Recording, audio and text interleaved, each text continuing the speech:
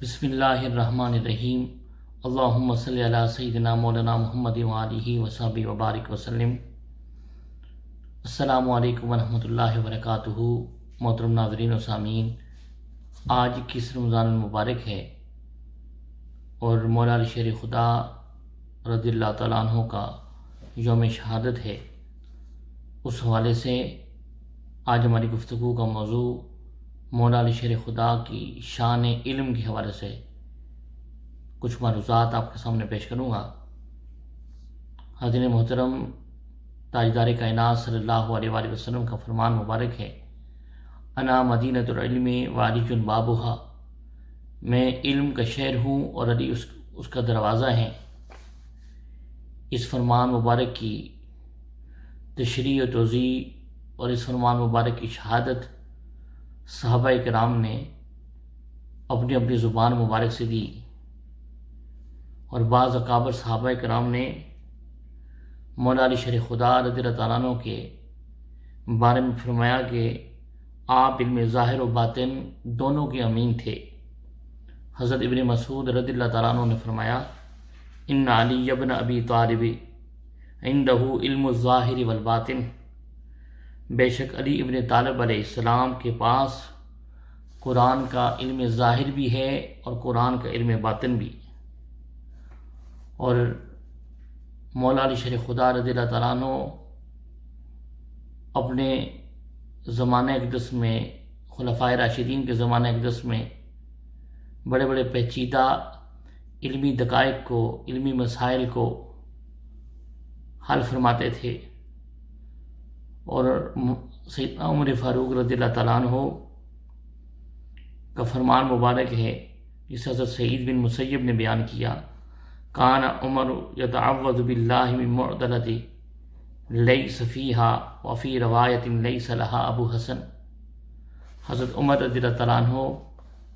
اس پیچیدہ مسئلے سے اللہ رب العزت کی پناہ مانگتے تھے جسے حل کرنے کے لیے ابو الحسن علی ابن ابی طالب علیہ السلام نہ ہوں۔ فضائل صحابہ کے اندر یہ فرمان حضرت سعید بن مسیب نے بیان کیا۔ اور اس کے علاوہ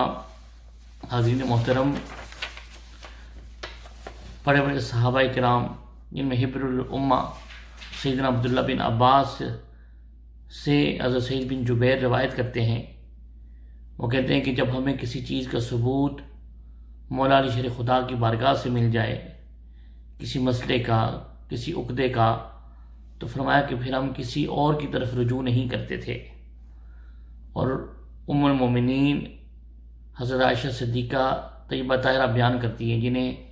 آقا علیہ الصلوۃ والسلام نے ایک تہائی علم رکھنے والی خاتون کا درجہ دیا۔ آپ فرماتی ہیں مولا علی شیر خدا رضی اللہ تعالیٰ عنہ کے حوالے سے، جسے تاریخ مدینہ و دمشق میں آپ کے اس فرمان کو نقل کیا،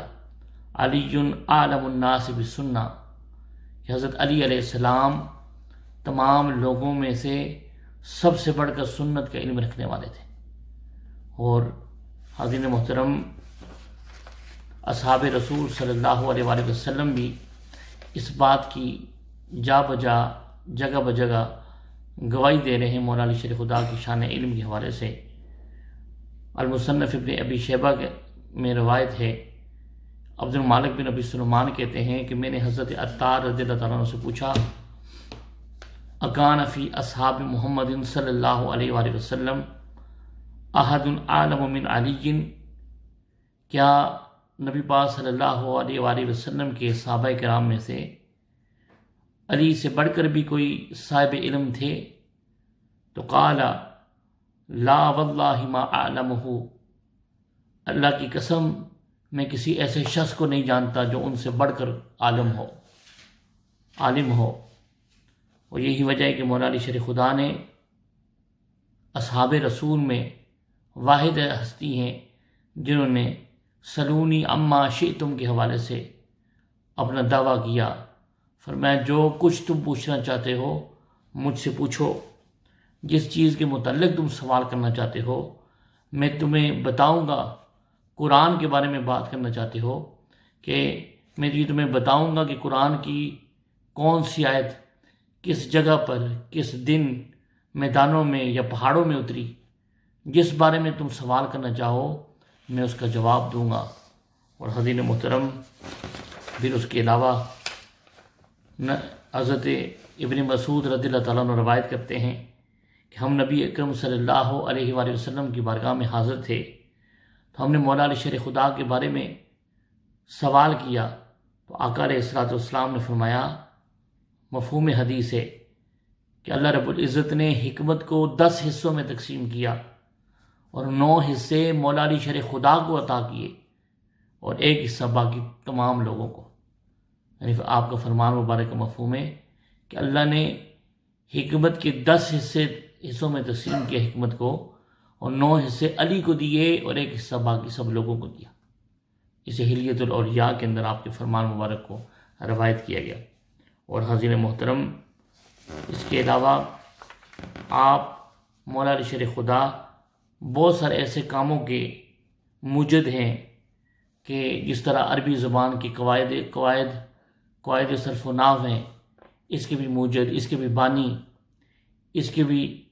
بنیاد رکھنے والے اس علم کے، وہ بھی مولا علی شیر خدا ہیں۔ ابو القاسم الزجاجی کی کتاب ہے جسے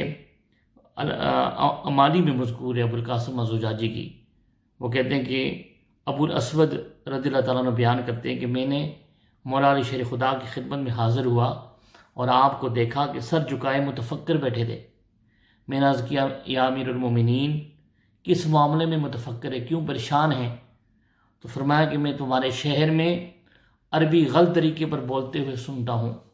اس لیے کہ میں چاہتا ہوں کہ زبان کے اصول و قواعد میں ایک یادداشت تیار کروں۔ تو میں نے عرض کیا، ان فعلت ھذا احییتنا، اگر آپ ایسا کریں گے تو ہمیں آپ کے ذریعے زندگی مل جائے گی۔ وبقیت فینا ھذہ اللغۃ، اور ہمارے یہاں عربی زبان باقی رہ جائے گی۔ حاضرین محترم، عربی گرامر کے بھی موجد مولا علی شیر خدا ہیں، اور کوئی بھی عالم جو قرآن کا بننا چاہے، حدیث کا بننا چاہے، وہ اس وقت تک عالم نہیں بن سکتا جب تک وہ علم الصرف کے قواعد کو، علم النحو کے قواعد کو، ان کے روز کو جانتا نہ ہو، پہچانتا نہ ہو۔ اور قرآن و حدیث کو سمجھنے کی صلاحیت اسی علم کی بدولت ہے جس کے موجد باب العلم مولا علی شیر خدا ہیں۔ اور حضرین محترم، اس لیے قرآن کریم کو سمجھنا ہو، حدیث شریف کو سمجھنا ہو، کلام عرب کو سمجھنا ہو، اشعار عرب کو سمجھنا ہو، لغت عرب کو سمجھنا ہو، اور ہر ایک ان علوم کو سمجھنا عربی گرامر پر موقوف ہے جس کے موجد مولا علی شیر خدا ہیں۔ اور عربی گرامر کے متعلق کہا گیا، الصرف ام العلوم والنحو ابوہا، علم صرف تمام علوم کی ماں ہے اور علم نحو ان سب کا باپ ہے۔ تو حاضرین محترم، مولا علی شیر خدا رضی اللہ تعالی عنہ قرآن کا علم ظاہر ہو، قرآن پاک کا علم باطن ہو، حدیث کا علم ہو، اشعار عرب کا علم ہو، اور دیگر علوم دینیہ ہوں، آقا علیہ السلام کے فرمان کے مبارک کے تحت انا مدینۃ العلم والی بابھا کا فیض آج بھی مولا علی شیر خدا کے وسیلے سے جاری و ساری ہے۔ اللہ رب العزت کی بارگاہ میں دعا گو ہیں کہ آج ان کی یوم شہادت ہے،